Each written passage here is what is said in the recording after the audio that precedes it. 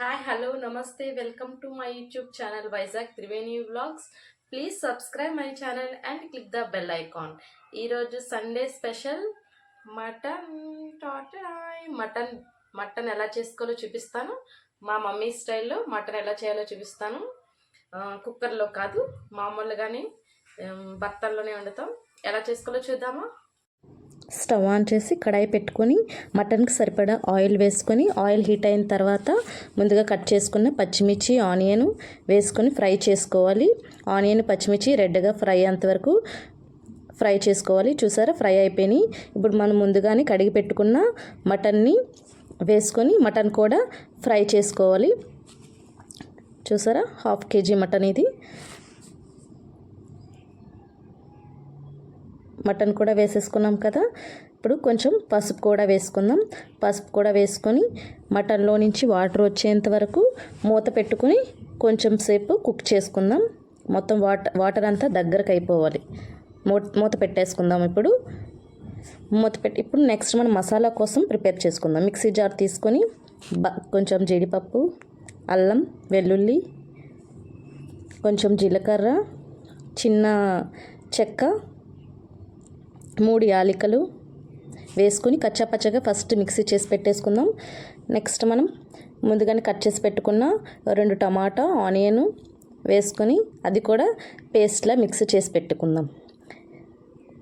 ఇదే మన secret mutton masala. Water అంతా దగ్గరికి అయిపోయింది. చూసారా, మొత్తం వాటర్ అంతా దగ్గరికి అయిపోయింది. ఇప్పుడు మనం కొంచెం ఒక 2 టీ స్పూన్లు కారం వేసుకొని దాన్ని కూడా ఫ్రై అవ్వనివ్వాలి. మనం మటన్కి కారం వేసుకున్న తర్వాత ఆ కారం ఫ్రై అయిపోయిన తర్వాత ఒక 4 గ్లాసెస్ ఆఫ్ వాటర్ వేసుకొని కలుపుకొని ఇప్పుడు మనం మసాలా అనేది దీంట్లో ఫ్రై చేయాల్సిన అవసరం లేదు, ఎందుకంటే మటన్ కుక్ అవ్వడానికి టైం పడుతుంది కదా, అందుకే. చూసారా, ఇప్పుడు ఒక 10 minutes తర్వాత మనం ఓపెన్ చేసి చూసాం. ఒక 40% అనేది మటన్ కుక్ అయిపోయి ఉంటుంది. ఇప్పుడు మనం ముందుగా పేస్ట్ చేసి పెట్టుకున్న మసాలాని ఇప్పుడు వేసుకోవాలి.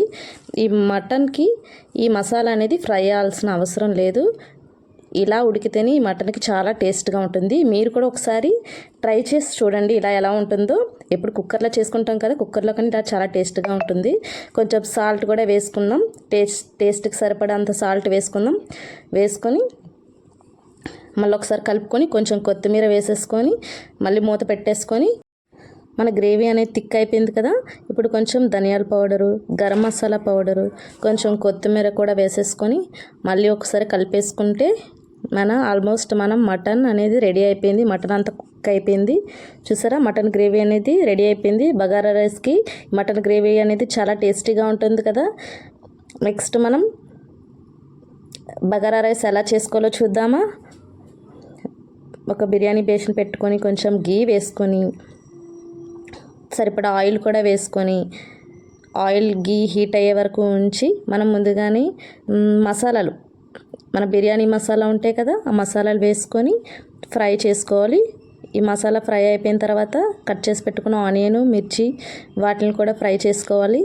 ఇవి కూడా బాగా రెడ్గా అయ్యే వరకు ఫ్రై చేసేసుకొని మనం నెక్స్ట్ అల్లం వెల్లుల్లి పేస్ట్, 1 స్పూన్ అల్లం వెల్లుల్లి పేస్ట్ కూడా వేసేసుకొని అది కూడా రెడ్గా వచ్చేంత వరకు ఫ్రై చేసుకోవాలి. పచ్చివాసన పోయేంత వరకు ఈ అల్లం వెల్లుల్లి పేస్ట్ ఫ్రై అవ్వనివ్వాలి. చూసారా, ఇప్పుడు కొంచెం కొత్తిమీర, పుదీనా కూడా వేసేసుకొని ఒక 1 గ్లాస్కి 2 గ్లాసెస్ ఆఫ్ వాటర్ వేసుకోవాలి.